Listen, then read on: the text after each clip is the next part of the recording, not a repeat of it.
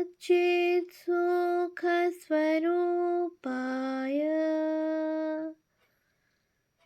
स्वामिने तापहारिणे।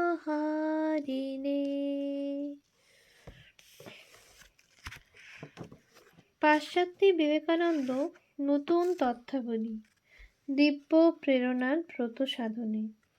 পূজনীয়া Mary Luis বার্গ মহাশয়ার রচনা, ভাষান্তর শ্রী নলিনীরঞ্জন চট্টোপাধ্যায় মহাশয়। পৃষ্ঠা সংখ্যা 169। চতুর্থ অধ্যায়, মধ্য পশ্চিমাঞ্চল পরিভ্রমণ। 1।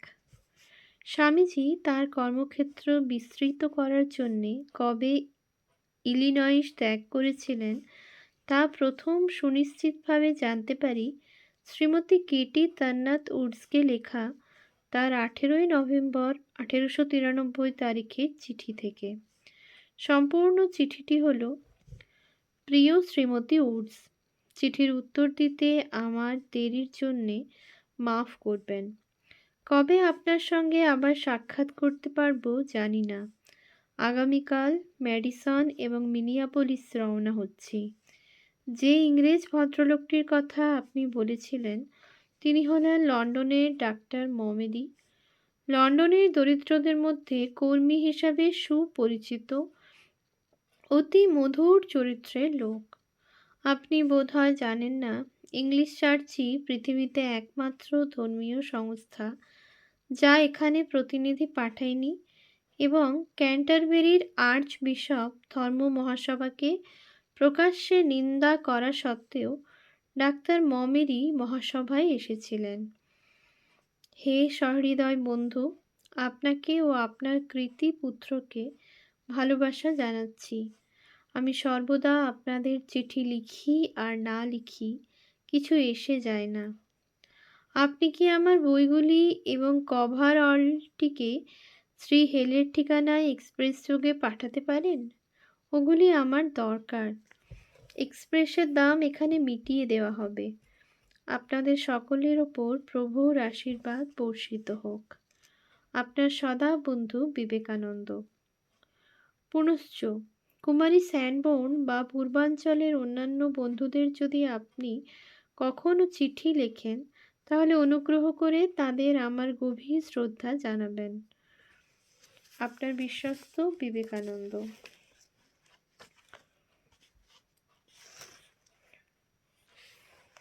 উৎস: শ্রীমতী কেটি উডসের কাছে স্বামী বিবেকানন্দের পত্র, 19 November 1893, north California Vivekananda society. Chicago থেকে উইসকনসিনের রাজধানী ম্যাডিসন যাত্রাতে সন্দেহাতীতভাবে স্বামীজির সুবিখ্যাত ও গুরুত্বপূর্ণ মধ্য পশ্চিম ও দক্ষিণ আমেরিকা পরিক্রমার সূত্রপাত। সেটা 1894 এপ্রিল পর্যন্ত চলেছে। কিন্তু এই পরিক্রমা বিখ্যাত ও মূল্যবান হলেও আমরা ফেব্রুয়ারি 1894 ডেট্রয়েটে তার উপস্থিতির আগে মাত্র 4টি শহরে তার বক্তৃতার সংবাদ সংগ্রহ করতে পেরেছি।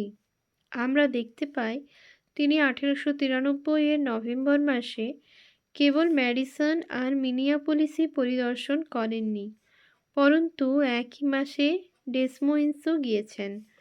সম্প্রতি প্রাপ্ত সংবাদে আমরা জানতে পারি ডিসেম্বরের মাঝামাঝি আবার মিনিয়াপোলিসে ফিরে এসেছেন, সেখানে একটি অতিরিক্ত বক্তৃতা দেবার জন্যে।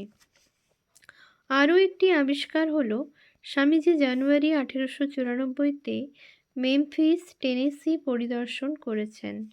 সুতরাং এখনো পর্যন্ত 1893-94 খ্রিস্টাব্দের শীতকালে স্বামীজির 5টি বক্তৃতা ব্যবস্থার সংবাদ পেয়েছি। যদিও ফাঁকগুলি সম্পূর্ণভাবে পূরণ করা যায়নি, তবুও আমার মনে হয় তার পুরো পরিভ্রমণের মোটামুটি একটা ধারণা এর থেকে গড়ে তোলা যায়। স্বামীজির প্রথম বক্তৃতাস্থল ম্যাডিসন ছিল শিকাগো থেকে ট্রেনে 140 মাইল উত্তর পশ্চিমে। শহরের জনসংখ্যা ছিল ১৩,০০০। সেখানে তার স্বল্পকাল স্থায়ী এক রাতও নয় ভ্রমণ প্রসঙ্গ পরদিন মিনিয়াপোলিস থেকে শ্রীমতী হেলকে লেখা চিঠিতে বর্ণিত হয়েছে। এর খামের উপর কেউ লিখেছেন চমৎকার চিঠি, আশীর্বাদ সহ। প্রকৃতপক্ষে স্বামীজি তখনই হেল পরিবারে বিশেষ প্রিয়। পুরো চিঠিটি হল: মিনিয়াপোলিস, ২১শে নভেম্বর ১৯৯৩। প্রিয় মা, আমি নিরাপদে ম্যাডিসন পৌঁছে একটা হোটেলে উঠে শ্রী আপটাইককে খবর পাঠিয়েছিলাম। তিনি আমার সঙ্গে দেখা করতে এসেছিলেন। ইনি কংগ্রিগেশন পন্থী, সেই জন্যই বোধ হয় আমার প্রতি প্রথমে ততটা বন্ধু ভাবাপন্ন ছিলেন না। তারপর ঘণ্টাখানেকের মধ্যে আমার প্রতি বিশেষ সদয় হয়ে ওঠেন এবং পুরো জায়গাটা ও বিশ্ববিদ্যালয় নিজের সঙ্গে করে ঘুরিয়ে দেখান।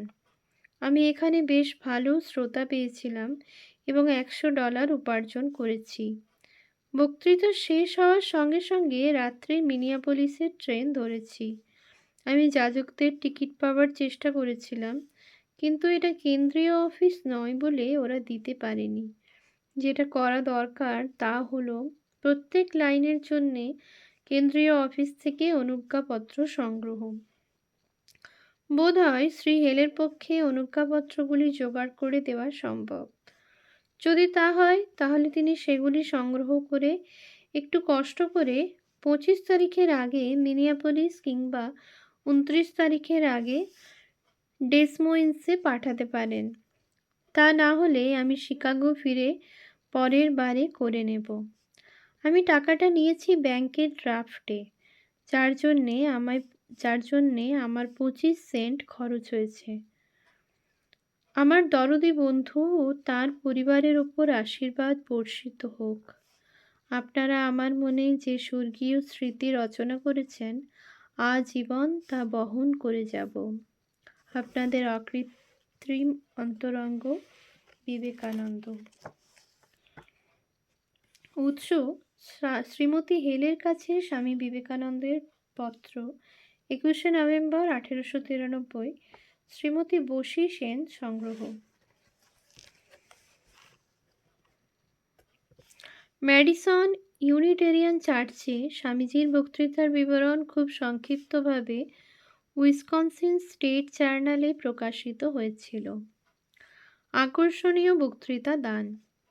গত রাত্রে কংগ্রিগেশনাল চার্চে বিখ্যাত হিন্দু সন্ন্যাসী বিবেকানন্দের বক্তৃতা বিশেষ আকর্ষণীয় হয়েছিল। তাতে ছিল বেশ গভীর দর্শন ও বিশুদ্ধ ধর্মের কথা। ইনি পৌত্তলিক হলেও খ্রিস্টানরাও এর শিক্ষা ভালোই অনুসরণ করতে পারেন। তার ধর্মমত বিশ্বের মতোই বিরাট, সকল ধর্মমত সমন্বিত এবং সকল ক্ষেত্র থেকে সত্য সংগৃহীত। তিনি ঘোষণা করলেন, ভারতীয় ধর্মে গোঁড়ামি ও কুসংস্কারের স্থান নেই।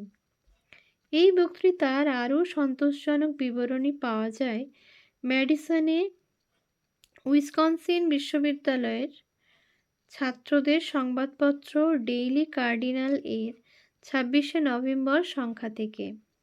সেটি পুরোপুরি তুলে দিচ্ছি। ভারতের ধর্মসমূহ। হিন্দু বাগ্মী বিবেকানন্দর আকর্ষণীয় বক্তৃতা। গত সন্ধ্যায় কংগ্রিগেশনাল চার্চের এক জনাকীর্ণ সমাবেশ বিবেকানন্দকে অভ্যর্থনা জানিয়েছে।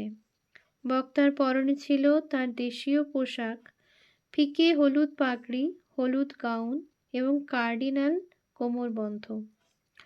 বক্তৃতার প্রথম অংশ নিয়োজিত হয় হিন্দুদের ভাষা সংস্কৃতের সঙ্গে ইংরেজি ভাষার সাদৃশ্য প্রদর্শনে। তাদের ভাষায় এমন কোনো শব্দ নেই যার অর্থ স্যালভেশন। যেটা আছে সেটার অর্থ হলো বন্ধন থেকে স্বাধীনতা। তারা বিশ্বাস করেন প্রকৃতিগতভাবে মানুষ সম্পূর্ণ এবং কার্যকারণে ঈশ্বর ব্যতীত সব কিছু নিয়ন্ত্রণ করে। ধর্ম বিশ্লেষণ করলেন অন্ধের হস্তি দর্শনের সঙ্গতিপূর্ণ উদাহরণ দিয়ে।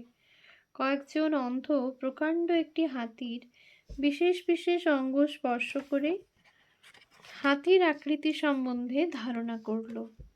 ধর্ম ও বিভিন্ন সম্প্রদায় ওইভাবেই পূর্ণের অংশমাত্র উপলব্ধি করে, কিন্তু সত্য অনন্ত এবং কোনো মানুষই বলতে পারে না সে সবটা জেনেছে। হিন্দুর বিশ্বাসকে সবচেয়ে উদার বলে তিনি দেখালেন। পারসিকিউশন, ধর্মমতের জন্য হয়রানি বা নির্যাতন ভারতে অজ্ঞাত। তাদের ভাষায় এরকম কোনো শব্দ নেই। বক্তা হিন্দুদের সমুন্নতিকালে কোনো খ্রিস্টান একই রকম নির্যাতিত হয়েছেন এটা দেখাবার জন্যে পৃথিবীর কাছে চ্যালেঞ্জ জানালেন। একজন গ্রিক ঐতিহাসিক এদের সম্বন্ধে লিখতে গিয়ে বলেছেন, কোনো হিন্দু পুরুষই অসৎ নয়, কোনো হিন্দু মহিলাই অসতী নয়। বিবেকানন্দ ভারত থেকে এদেশে এসেছেন বিশ্ব ধর্ম সভায় যোগদানের জন্যে, এবং গত সন্ধ্যায় তার বক্তৃতার বিষয় ছিল ভারতের ধর্মসমূহ। শ্রোতারা তার বক্তৃতায় অনুপ্রাণিত। ইনি মনোমুগ্ধকর, উজ্জ্বল, কৃষ্ণাভ মুখশ্রী এবং নিশ্চিতভাবে আকর্ষণীয় সৌজন্য ও আচরণ সম্পন্ন। তার স্বরগ্রাম নিচু ও সুখশ্রাব্য, এবং সে কণ্ঠে প্রথম থেকেই মনোযোগ আকর্ষণের উপযোগী গূঢ় কিছু বর্তমান। ম্যাডিসন থেকে স্বামীজি রাত্রে প্রায় 250 মাইল আরও উত্তরে মিনেসোটার মিনিয়াপলিস যাত্রা করেন। 165,000 লোকবসতিপূর্ণ মিনিয়াপলিস গুরুত্বের দিক থেকে কিছু কম নয়। প্রকৃতপক্ষে মিনিয়াপলিস এবং মিসিসিপির পূর্ব পারে তার যমজ শহর সেন্ট পলকে উত্তর পশ্চিমাঞ্চলের রাজধানী হিসাবে গ্রহণ করা হতো। স্বামীজি যদিও 21শে নভেম্বর মঙ্গলবার সকালে সেখানে পৌঁছেছিলেন, দেখা যাচ্ছে তিনি 24 তারিখের আগে সেখানে কোনো বক্তৃতা করেননি। মনে হয় এর মধ্যে তিনি বর্তমানে আমাদের অজ্ঞাত বন্ধুবান্ধবদের সঙ্গে শহরের সৌন্দর্য পরিদর্শন করেছিলেন। সৌন্দর্যের মধ্যে ছিল একটি হ্রদ, একটি নদী বরফে ও তুষারে এক আশ্চর্য দেশে পরিণত। খুব সম্ভব হলে এই সময়ে জীবনে প্রথম 2 অশ্বচালিত স্লেজ চড়েছেন এবং মিনেহাহা জলপ্রপাত দেখেছেন, যেটা কারো কারো মতে গ্রীষ্মের চেয়ে শীতেই বেশি সুন্দর, যখন 50 ফুট উঁচু রুক্ষ কঠিন বরফ উজ্জ্বল রোদে ঝকঝক করে। উৎস: souvenir of Minneapolis in colours, Minneapolis, 1911। স্বামীজি মিনিয়াপলিসে খুব যে হিমাঙ্কের নিচে তাপমাত্রা উপভোগ করেছিলেন, কারণ এ সময় শীত সহ্য করার মতো তার পোশাক আশাক ও জুতো ছিল, সেটা জানতে পারা যায় শ্রীমতী হেলের কাছে লেখা তার দ্বিতীয় চিঠি থেকে। চিঠিটির পূর্ণ বয়ান: মিনিয়াপলিস, 24শে নভেম্বর 93। প্রিয় মা, আমি এখনও মিনিয়াপলিসে আছি। আজ বিকালে আমাকে এখানে বক্তৃতা দিতে হবে এবং আগামী পরশু ডেসমোইন্সে যেতে হবে। যেদিন আমি এখানে এলাম সেই দিনই এখানে প্রথম তুষারপাত হলো এবং আমার আর্কটিক্স খুব কাজে লেগে গেল। আমি বরফে জমাট বাঁধা মিনিহাহা জলপ্রপাত দেখতে গিয়েছিলাম। সেগুলো ভারী সুন্দর। আজ এখানে তাপমাত্রা 21 ডিগ্রি নিচে, কিন্তু আমি স্লেজ চড়তে গিয়েছিলাম এবং সেটা বেশ উপভোগ করেছি। আমার নাক কানের ডগা হারানোর ভয় একটুও নেই। এখানকার বরফের দৃশ্যাবলী এদেশের সকল দর্শনীয় বস্তুর চেয়ে আমাকে খুব বেশি খুশি করেছে। গতকাল একটা বরফে জমাট বাঁধা লেকে লোককে স্কেটিং করতে দেখলাম। আমি ভালো আছি। আশা করছি আপনারাও সকলে কুশলে আছেন। আপনার অনুগত বিবেকানন্দ। উৎস শ্রীমতী হেলের কাছে স্বামী বিবেকানন্দের পত্র, নভেম্বর 24, 1893, সেন সংগ্রহ। ওম শান্তি শান্তি শান্তি। হরিঃ ওম তৎসৎ। শ্রীরামকৃষ্ণার্পণমস্তু।